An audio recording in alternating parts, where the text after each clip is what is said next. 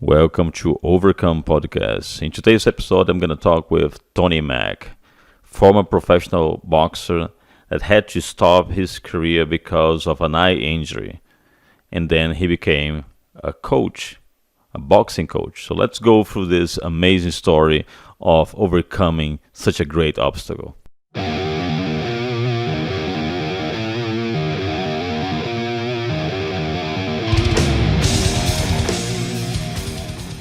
Welcome to Overcome Podcast. My friend Tony Mack, thank you very much for joining the show today. Thank you for having me, All man. right.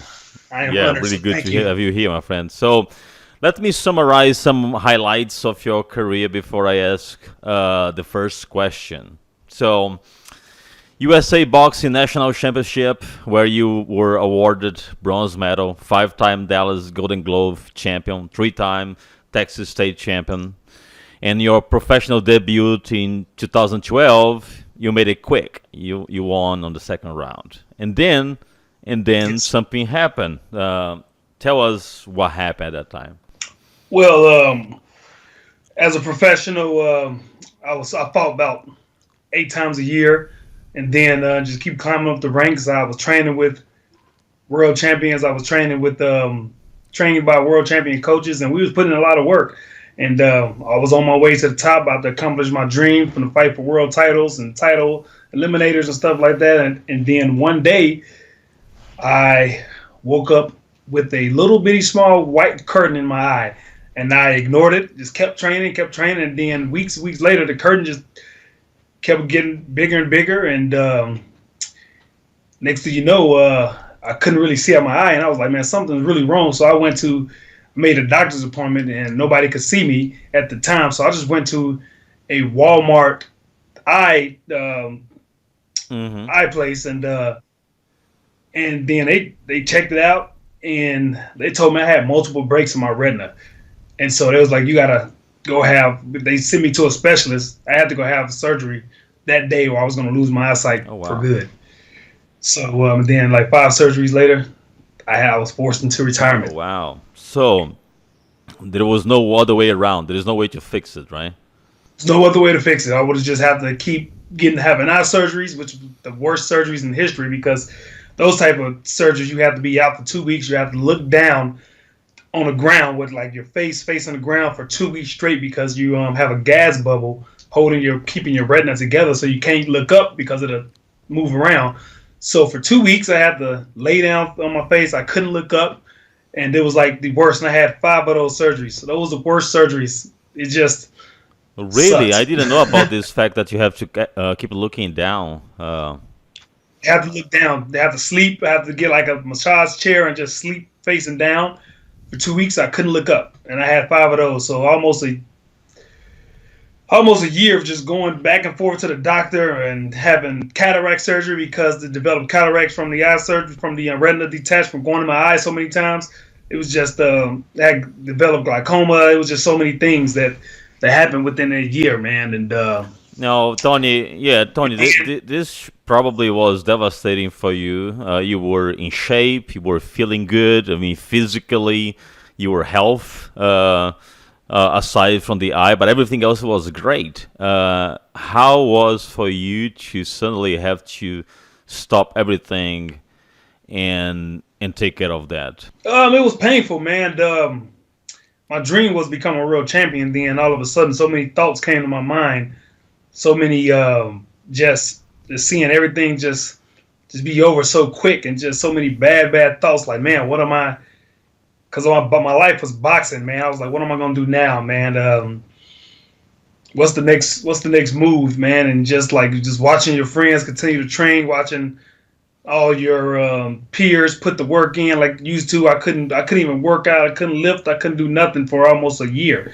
And it was just so many just bad thoughts going into my head, man. But Did you yeah, man, got into that dark place of depression for some time, or you did? I did.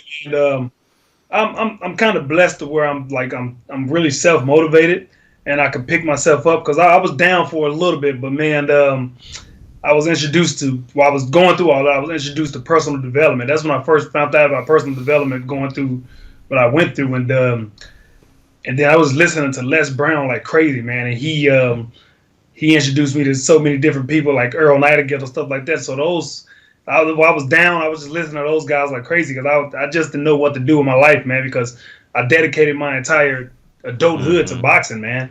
And so those guys motivated me to stay. And I had friends and family, and then when I was really, really down, I was doing personal training on the side just to keep extra money in my pocket like that. Well, but that was already when you were able to, stand up and do your thing. But you had like 5 surgeries where you have to completely shut stay down. shut down completely, right?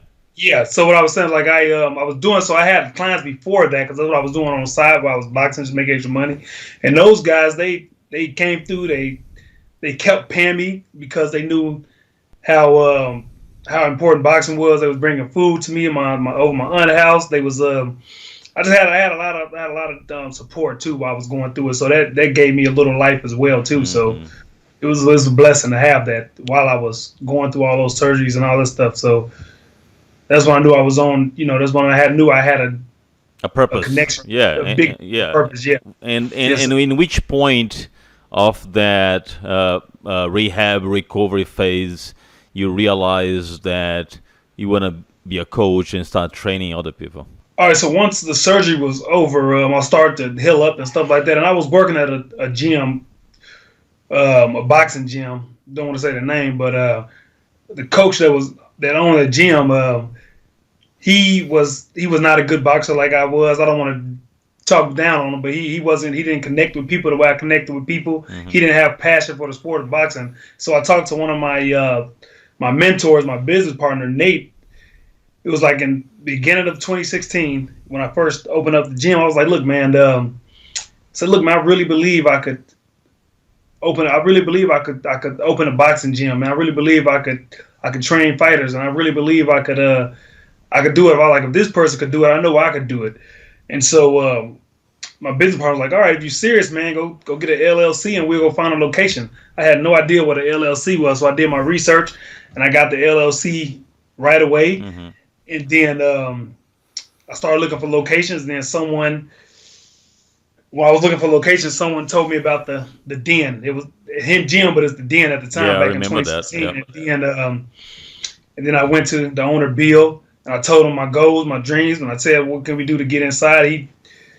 He liked what I had to offer. So like the next day after I did, I started moving in. He accepted what I had to offer, and he allowed me to grow in there, man. Besides me going to get my own location, he was like, "Look, it'd be best for you to move into this place." And so that's where T Mack Elite Training started. That's where everything started coming together once I once I introduced myself to Bill and stuff like that, man. So And how was this transition? Did it take too much time from you to accept that you were not gonna be able to fight again, and now your purpose was going to be help other people to achieve their own dreams? it was easy for me to accept it because my entire life excuse me, in my entire life I had a connection with people. That's what got me far in life. Like I was the first black senior class president at Plano West High School. I was the first black homecoming king at a predominantly white school. So I always had a connection with people. And so while I was boxing, I had a really big fan base. And then I was doing personal training on the side. So I just had a connection with people. So I knew I was going to be doing something with people. And I always thought I was going to open a gym. And I always thought I was going to train people. But I thought I was going to be when I'm like 40, 45 after I retired. Hmm. But I didn't think it was going to be at the age of 29, 30 years old. But Wow, you were that young when that happened? I was 30. I started boxing at the age of 20, and I retired at the age of 30. Wow, 10 years basically. Oh. 10 years. 10 years. I dedicated my entire 20s to boxing. Didn't take a break. Didn't slow down. And I dedicated my entire adulthood to boxing, and then I retired right at 30. So I knew God had a plan for me. He wanted me to get I believe he wanted me to get all those accolades at a quick time because I got it so Hmm. quick. And I was still learning as an athlete because I was terrible as an athlete growing up. But boxing was something about boxing that resonated with me, something I could do, something I picked up really quick, and I got at a very high level quick. I believe just for I could get all those accolades so I could build the business I'm doing now, so I can continue to connect with people now. And I believe this is my calling right here to work with people because I have a passion for people. I love people because that's all we Now, have on this earth when you is people. were during those 10 years that you were in boxing, did you like training? And the reason I'm asking this is because today is Muhammad Ali birthday, right? Coincidentally, the day that we are recording this is Muhammad Ali birthday, and he always said that Yeah. he didn't like training, but he trained anyway. Were you the same way, or you actually enjoy training? A little bit of both. It was times where I just wanted to quit. It was times where it just got like the more I won, the more I stayed in boxing, the tougher it got. Because the more you win, the more different levels you have to get to. So you have to train, or you always say it to myself, either I go all in or I might as well just quit now. And so I enjoyed training. I enjoyed the way my body looked. I enjoyed the respect it gave me. I enjoyed the looks I got from people. I enjoyed the the notoriety of it. But at the same time, man, it was so many tough days where I wanted to quit because it got tough. So to answer your question, I enjoy training, and at times I did not enjoy training. It was just sometimes I just felt overwhelmed with it because in boxing, man, is all you have is yourself. And so I was blessed enough to have self discipline. I was blessed enough to be able to encourage myself. So because like I told you, man, I started boxing at the 20. I had so many doubts because I started at the age of 20. My own family, my friends, they told me I couldn't do it because I started too late. So I had something Yeah. to prove. I had my friends. I was terrible in football, so nobody saw me as an athlete, and so I always had something to prove. So that what kept me driven to train. That what kept me Yep. pushing, and so that's why I exceeded so quick in boxing because I had so much to prove. I had to prove my family wrong because they didn't never see me boxing before. They only know me as Little Tony, like my father's Hmm. Big Tony. They just see me as happy-go-lucky, goofy little Tony that everybody, Now that's everybody interesting just. because if you start so late, what really drove you to boxing? It was a friend that introduced you to boxing. It was you. How did you get into that? Yeah, I always wanted to be an athlete. Man, I used to my first cousin is Antoine Rundwell, played for Pittsburgh Steelers, and then when I saw him playing football my entire life because I grew up my family. I grew up in Dallas and Chicago. I used to go watch him play at Thornton High School in Chicago. I used to watch him at Indiana University. And I saw him get drafted by Pittsburgh, and I just saw all of that. But I wasn't athletic enough, and so that what really I wanted that respect. I wanted that level of just accomplishing certain things in life. I always wanted to be an athlete, but I just didn't know how. Because I was too unathletic to play football. I wasn't coordinated enough to play basketball. But once I was introduced to boxing by one of my college roommates, it was like I was graduated high school around 18, 19, I believe 19, and then went to Collin County, and then then one of my roommates, he was a Mm. boxer because I worked for the Collin County apartments, and I was picking up trash every morning for free rent. And then one of the dudes, he was moving in the apartments, and then I saw him. He was ripped, and then he was struggling moving some stuff upstairs. And I went to go help him, and then he was ripped. I'm like, "Hey man, what you do?" He's like, "Man, I box." I was like, "For real?"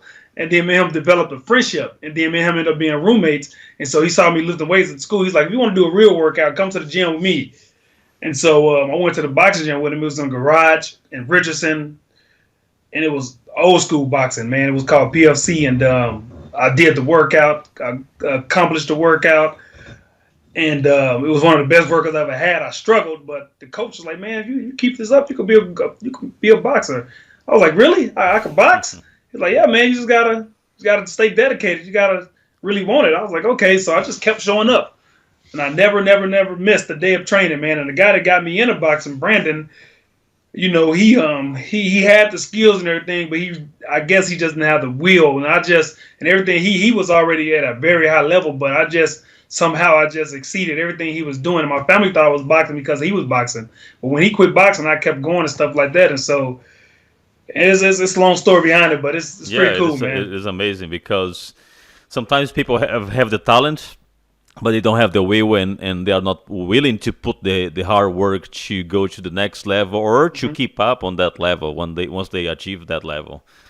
So hard work pays off for the most part. Most definitely, man. It was a lot of hard work, man. It was a lot of uncertainties. It was a lot of not knowing what the next day gonna be like, and it was just a lot of hard work, a lot of blood, sweat, and tears, literally going into it. But I persevered because one, I didn't want to be labeled a quitter. For two, I just love the respect boxing Hmm. gave me. Like when I tell people I box, it's just they look at you a little different. I struggled with confidence growing up. I was a chubby little kid. I grew up. My family had older cousins picked on me. My older friends. I had friends grew up in Pleasant Grove in the hood. They picked on me because I always had a happy-go-lucky spirit. I was always laughing, goofy. So everyone always kind of picked on me because I was an easy Hmm. target. But when I started boxing, man, it gave like the cousins that I used to be scared of. They started fearing me. My older friends that used to pick on me, they started fearing me. I was like, oh man, this is the respect I Yeah. always wanted. I started getting toned, and then girls started liking me. And I was like, oh, I never want to give this up. So I just really, really, really, really took it as far as I could go because I just love the respect I Yeah. got from Now it, man. I'm assuming that the eye problem was because of boxing. Is that correct? They said it was going to happen when I got older because of genetics, but they said my profession triggered it off. It didn't come from not one punch. It came over the years of Okay. boxing. Now, I recently started training just because I had a foot surgery recently. I cannot go back to train jiu-jitsu and judo, which are the sports that I train. So I said, well, I'm going to enroll myself in a box club that I have here close to my house, just for the cardio, because boxing is a great cardio workout. It's killer, and I'm feeling that how hard it is to train box. I mean, I remember after the first training, my shoulders were killing just all the routines and everything. Um, you train amateurs, professional, and also enthusiastics, right? People that are there just to get in shape. Okay. What is your motivation as a coach to know how to handle each client and try to push their client within the boundaries that they want to go? For one, I think it's my passion for boxing, the love of boxing, and my connection with people. And man, I figured that I got boxing taken away from me, and I just want to put all the whatever I had left in the boxing, whatever I was going to do to become a world champion. I just wanted to put it into people. I just wanted to just make people feel good, and every time I teach a class, every time I just get around, every time I just teach boxing, I just get a feeling that I just never ever got before. I just love it, man. I So just it love teaching it, doesn't matter man. if you are training a professional or amateur or enthusiastic recreational folks. Your I treat enthusiasm is the everyone the same. same. Yeah, I treat everyone the same. I treat every profession. I treat every client like they're my professional fighters. I treat every just average Joe as if they finna get ready for an amateur tournament. I go in with the same energy I do with my fighters. Don't get me wrong. I'm empathetic with each Hmm. person. I understand that I understand early that nobody's gonna have the same drive as a professional fighter, or they're not going to be willing to do what it takes as an amateur to get to that professional level. So I understand there's levels to everything, but my energy is towards everybody. I learned how to separate. At first, that was my struggle. When I first started, I tried to just kill everybody, and I was like, throughout the years, I understood, that you can't treat everybody like that. But when it comes to the passion and the energy, I treat everyone the same. Uh, from your experience training amateurs and professional, let's go to those two categories. What are some of the attributes that you see for those that succeed? Is more talent? Is more hard work? Is a combination of both? What do you see from the people that you already trained in the past?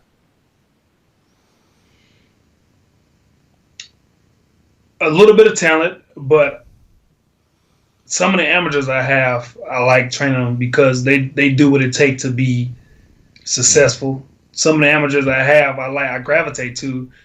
They're willing to run through a brick wall to be successful, and those are the ones I really love. And man, it's and my professionals, like I'm gonna be honest with you, man. Like some of the professional boxers, they kind of sometimes some boxers they know it alls. They they're a little bit, they're stuck in their old Mm-hmm. ways. But I'm gonna be honest with you, man. I enjoy training a lot of more MMA fighters because some of them they're a little bit rugged, a little bit rough around the edges, but I think they work harder than some Mm-hmm. boxers. Because a lot of boxers they don't want to really do what it takes to be successful. Only a select few is willing to run through a brick wall to Yeah. be successful. But for some reason, all the MMA fighters I train, they got work ethic out this world. At first, I was like growing up, when I hear them, I'm like, I don't care about those guys. Who cares? I don't, that wasn't me. I was a boxer. But when I got introduced to the MMA one day, once I retired, a lot of guys asked me to help with that stand up, and I realized, man, these guys put in work. These guys, they're they are crazy. So I just love the MMA fighters. Their passion, their their will to do what it takes to be successful, man. And that's why I gravitated to those guys as well. And boxing, you just gotta just keep pushing to find that fighter because some people don't want to do what it. Some people don't want to do what it takes to be successful. Some people don't want to. They realize how hard they say they want to box, but then they starting to see how hard it really is. And they see the work you got to put in, and they see all the passion and all the love for the sport you have to be successful. And they realize that, and then they Yeah. give it up. And so that's why sometimes I get discouraged with the boxing until I just keep showing up no matter what. And then, but lately I just been getting the amateur kids that's coming in the gym that really, really want to that want my help. So yeah, man, I just gotta keep pushing and just gotta keep going because it's gonna be one out that I'm gonna take to a world title level. But man, those MMA fighters, man, I love training the UFC fighters, man. Their passion is crazy. Now Hope this that answers your question. is a good segue for the next point, which is the psychological aspect of the athletes, right? And many fighters, boxer or MMA or whatever the category is, sometimes they do have the physicality, they have the cardio conditioning, but they don't have the mental toughness. How do you work with them on that aspect? Do you also go on the direction of trying to make them stronger mentally? I do, man. The mental toughness is 80% of the fight game. If you're not mentally strong, you will not be successful because you mental tough to take a punch. You got to be mental tough to drop weight. You got to be mentally tough to eat right. So that's one of the biggest things I teach, man. So I focus on that a lot, man. I let my fighters know. I'm like, look, people, look, y'all. I can't want it as bad as you want it, or you shouldn't be boxing. If I want it more than you should not be boxing at all because you gotta mentally, physically want it. And so, man, there's so many things I embed in them to let them know that look, it's not gonna be easy, but you gotta do your visual training just as much as your physical training. You gotta do your mental training just as much as your physical training. It work hand in hand. So, mental training, if you get hit in the mouth and it hurts, you gotta deal with it, or you gotta just shake it off. You gotta stay relaxed and just move on to the next. So I want to focus on like, look, if you mess up, if something go wrong, nobody gonna know about it but you. Hmm. So don't beat yourself up because somebody else trying to do it for you. Like say for instance, I work with my fighters and I have them do a combination or I have them doing a sequence or something. They just start messing up, so they just start beating themselves up. Like, look, homie, slow down. Like, look, it's all about what's next. Get it right this time, and then mentally focus on it and do it right next time. Because if you beat yourself in a ring, your fighter gonna know they got the best of you. Then he mentally got you Yeah. already. So it's all staying relaxed and just do it right the next time. All right, just stay focused, and that's a lot. I deal with a lot of people deal with a lot of stuff like that because some of the fighters, they want it, but they so hard on themselves. In boxing, You got to have fun with it, or you're not going to be successful. You got to have fun with it. Take it serious, have fun with it, but at the same time, you gotta put the work in. So it's so much mental to go into it. So much I can say, but it's a lot mentally to go. It's so tough. That's why it's a sweet science, man. It's Yeah, it tough, is. It but it's is fun. because I've seen some fights where you clearly see that the boxer is exhausted, physically done, but he just doesn't give up. The level of mental strength is gigantic, and he continues to fight. Yes, yes. It's all that work you put in. Everything you do, you don't want to just leave it. You gotta leave it all on the ring, and that's so many things that it's just tough, to do all that hard work and then just lose it all in the fight. So everything happens in the ring. Like all the hard work is in training, and the fight should be the icing on the cake. So the fight should be the easy part, and it's a lot of mental toughness go But in because you lot of do things that everything you are, but successful. lot of things that you are saying right now were things that you had someone coaching you on that, or you had actually to discover on your own because you didn't have too many guidance. I had I was blessed to have a lot of great coaches. Like say Vince is my professional coach. As a professional was Derek James, and he's the trainer of Earl Spence Jr. He's the trainer of one of the Charlo brothers, and he's the 2020 Coach of the Year. And so he guided me to 13-1-1 as a professional, and he kicked the knowledge to a lot of knowledge to me. He was real tough on me because he wanted me to be he wanted me to be successful. And so man, he taught me a lot of stuff when it comes to the discipline part, when it comes to doing what it takes to be successful. Hmm. And I remember when I was in pain, man. I remember days I was in pain. I was in pain. I was in pain. He was like, "Look, Tony, which one?" He said, "Remember, losing hurt worse. Losing hurt worse than this. So look, put the work in because losing hurt worse." And he wasn't lying. Losing hurt worse. He taught me humility. And I remember one day I beat a rival, and I was like, after I beat him, I was beating on my chest and all his face. He pulled me to the side. He was like, "Look, Tony, winning is enough. It's all about humility, man. Winning is enough. You don't have to do all that. You don't have to beat on your chest, jump up and down." He was like, "Winning is enough." And then I took all those. There's so many things he taught me Hmm. in those years of him training me, and I just took it all and took it to my business, to the business aspect of it. So Now you said something yeah. interesting, right? About the attitude when you win, hitting your chest. We see this so many times nowadays in MMA, right? Where there is almost like a lack of respect for the opponent. Rarely you hmm see not this extravaganza of behavior. What is your take on that? Is this something that is important because of the show business, and they do because it brings audience? Because nowadays everything is in social media, so it's almost like they are fighting for a billion of people, and they know that those images will be to the social media and be viral and things like that. I like a more humble approach, to be honest. I love the humble approach, but sometimes when you do that, it's a lot of passion that go with it because when you put so much work in, and then especially if someone just talking a lot of crap to you and you beat that person, of course you naturally want to just jump up and down. You want to beat on your chest. You want to get on their face. But I was taught a different way. I used to do it as an amateur. Then when I was trained by Derek James, he taught me different things, how to stay relaxed, how to stay humble, because you get more respect with that, and you got to respect the other person because he put in just the work you did. Hmm. He did everything that you were supposed to do to be successful. So you got to respect that guy. But some of it just for entertainment, some of it just to try to sell your name, some try to get a name. But I personally, I'm about the humble, like being having humility, being humbled, and having respect for the other person. So that's what I teach. That's my approach to the game. Like I say, boxing is an individual sport. Everybody's different. Everyone had their own style. Everyone that just no one's the same fighter. It's never going to be the same fighter. There's only one you. So it's all about what you bring to the table to make you set yourself apart.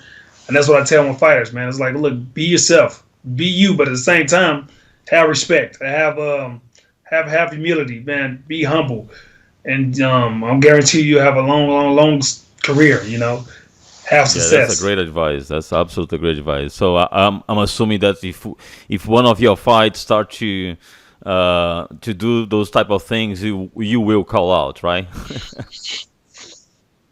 I will. I would chew them out on that one if they end up doing that. Yeah, no, that's great. I think the role of a coach is so important on the athlete. It helps not only to develop the game, but also helps to develop the character, helps develop the mindset. Is very important. And some coaches they are really good on developing the athlete physically, but they do a poor job on the mental side. Yes, sir. You're 100% right. Yeah, yeah, and I think that having the experience that you have going through all those struggles, plus having good coach, is a perfect combination for you to pass on to your clients. 100%, man. The experience is everything because, like I said, I was not an athlete, and I became an athlete at the age of 20. So with so much stuff I learned, there was so much stuff I was still learning, and it was just tough. And so, like, say for instance, nutrition wasn't my. I knew I had to do what it take to be successful. They had to have my nutrition down pat, but I wasn't the biggest when it came to the nutrition standpoint. I cut weight sometimes wrong, and then it showed in some of my fights. The two losses, the one loss I had, the one draw I had, due to a Oh, bad weight really? cut. And so, yeah, and that's and so once we got my nutrition down pack, everything was coming together. Finally, I was starting. Everything was just coming together in one package. That's when what happened to my eye. And so, what I tell my fighters now, like I could tell all my fighters, I could coach them on so many things now because I can coach them on. I could tell them about and show them about the how important nutrition is because I struggled with it, and then I finally got it down packed. And so and like doing extra running, just doing little bitty things that I had to go through.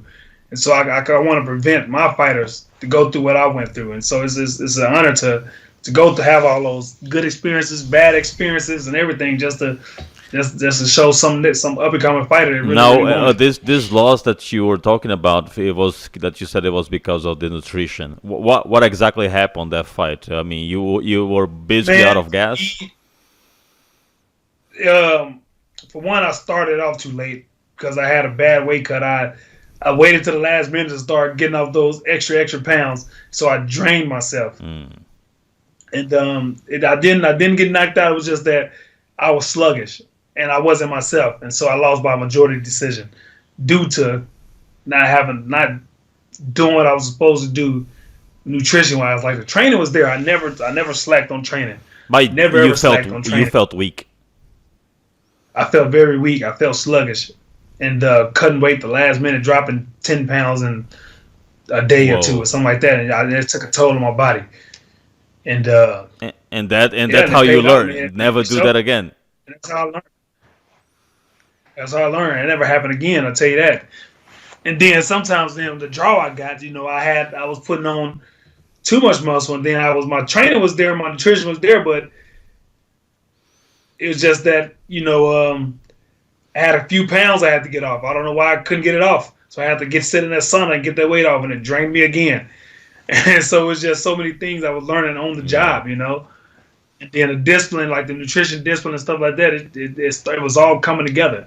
Because after I got the draw, I went on another winning streak because I learned. I'm a visual learner. I'm a hands-on learner. And that's how I learn in life. And I just got to go through it sometimes, which that sucks sometimes.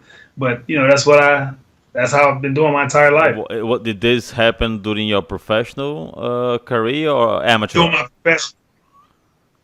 my professional career, my amateur, I came from playing football. Like I said, I wasn't good at Mm. football, but I had a football background. I was on a bench and stuff like that, but I was kind of swole, and so when I started boxing, I was like 215, and so I really never had to drop weight as an amateur because eventually I got down to 201, and the weight class was 178 to 201. So I always stayed like at 185, Is 190. that So I really is that never considered had to heavy make or weight as super an heavy? amateur. That was 201 was super heavy, 201 plus, and then heavyweight and amateur was 178 to Mm. 201. And so I started out as super heavyweight. Then just me boxing, I naturally got to like 195. But I just did that naturally just from boxing and working out.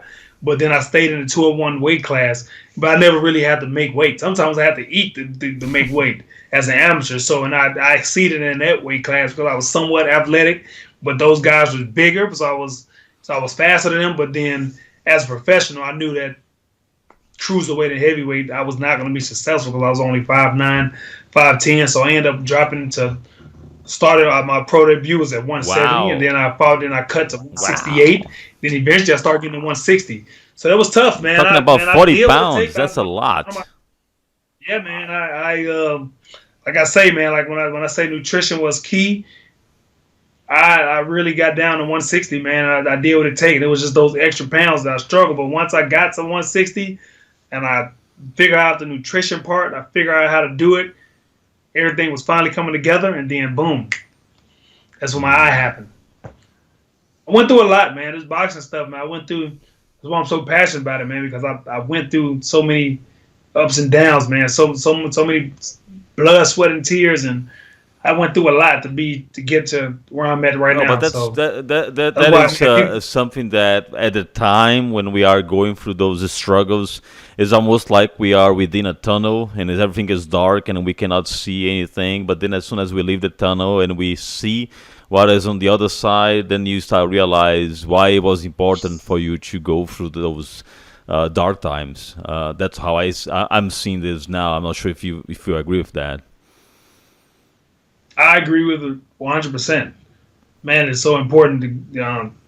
The journey is the best thing ever, man. And the journey to where I'm at right now is fun, man. It was fun. Even the struggles was. You look back at it, it was fun. Because you just look back like, man, I made Yeah. it through it. I did it, man. So it was it's paying off right now, man. It's paying off. I wish I would have had it down packed. Wish I would have knew what I knew then, what I knew now back then. But Yeah, everything that's happened an for a reason. interesting point because I was about to ask what the more experienced Tony Mack would say to the 20-year-old Tony Mack right now. Man, sacrifice a little bit more because I was 25 years old boxing, but at the same time I was out. I was being a 25-year-old, so I always had the discipline to train. I never missed workout. I remember partying to like 3 in the morning. I'll pull up to the gym at 3 and just sleep because I had to be at the gym at 5 a.m. I sleep Oh wow. outside, hungover, and still go train. But I wish, So I was trying to live a young life, but at the same time I was putting in work. And so, man, I wish I would have had the discipline I had now to as a fighter, because when it was time to cut everything off, I cut it off. But sometimes I just still had the 20-year-old mindset, but at the same time, I had a goal and dreams and stuff too. So I kept that in perspective, and I did what it take. But sometimes I sold myself short by being out partying and kicking it sometimes, and a lot of times I sacrificed it. So it's so much Yeah, now, man. It's like, it is hard if gosh, you if it's, it's hard, man. It was you got college, having a good time while they out partying, going to the club and doing stuff like that. You like sometimes you fell into it, like, I'm gonna go with them, but sometimes you have to sacrifice. You know how important, yeah, and it was. if So you think it's about like, the biggest name in sports that started early on when they were 12 or even before that, like Michael Phelps, for example, even Mike Tyson started really young. I mean, they all had to go through those phases where they had the choice to go hang out with their friends or sleep early to train early in the next day, and it's hard for a teenager to do that. 100%, man. 100%. And then I never had the discipline my entire life. I had to learn it at the age of 20, in the 20s, and like 20, my entire 20s. So that was tough, man. I was fighting a battle, man, because I just never had to go through it. until 20 years old, and so it was just tough to put that aside as well too. So And, it and was a struggle. and Tony, nowadays at your gym, what are the programs that you have? You have regular classes, how it works, or is more like private 101s? I have all of it, man. I have about 4 classes a day, boxing fitness class. Mm-hmm. And then I do private sessions in between one-on-one sessions. Mm-hmm. Then I have the amateur team. I have professional fighters come train at a certain time. I have the master's program from age 35 and up. Then I have the kids program, and from age 5 years old to 11 years old. And so, man, I built a pretty strong program, and I'm happy about that because when I first started, it was just me doing all the work. I was doing all the leg work. I had one other person come in, Heather, one of my other friends. She came and helped me do classes sometime when I was just over exhausted. But now, man, for like a year or two, it's just me doing it all, man, doing everything. Now I got 9 trainers under me, man. So I did all the leg work, man. Oh wow, we have So I 9 get to relax a trainers. little bit more now, man. That's And Greg introduced me to you, and man, just the past couple of years by being with Greg, he taught me so much about the gym business yeah. aspect, man. It just took my mindset and my business mindset to another level. He helped me grow to another level. I'm doing other mastermind classes with Keith Craft and stuff like that too. So, man, my mindset, I enjoy being a businessman. I enjoy being a gym owner, man. I really enjoy it because I surrounded myself with like-minded people smarter than me, people stronger than me, and like Greg and Keith, and they really helped me take things to another levels that I never thought I'd get to because I never seen it. I was just putting myself in a Yeah. situation.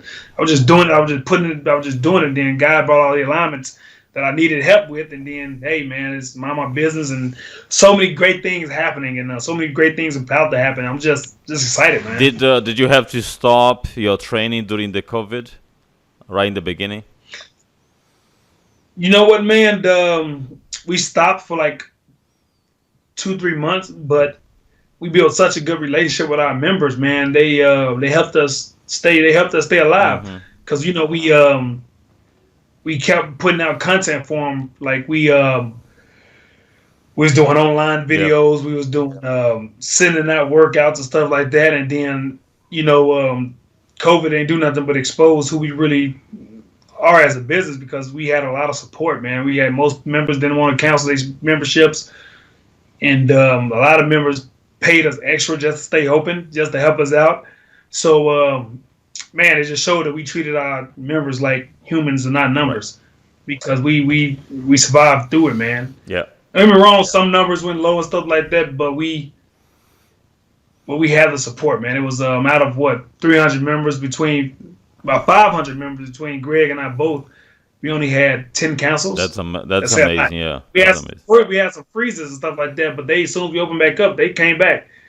So that's just a complete blessing, man. It just showed that we have a relationship with our members. We have a bond with our members, and yeah, man. Yeah, So and I know Greg for the past what probably 10 years, and every business that he touched changed completely for the better. And the work that he did at Hidden when he got the gin for what it is right now is tremendous. I mean, he put the gin in a whole different level.